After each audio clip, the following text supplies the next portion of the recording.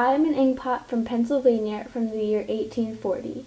I am used to hold ink so that people have an easier time writing.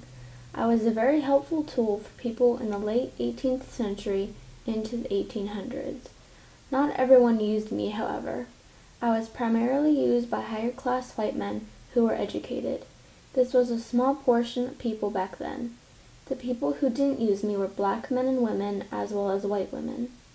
Blacks were not allowed to be educated, and very few white women at this time had the education to write, much less read.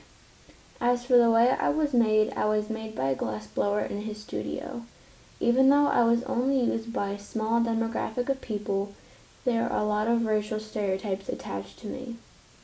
I was thought of to be only used by educated white men, but actually I was used by some women, black and white, as well as both black men.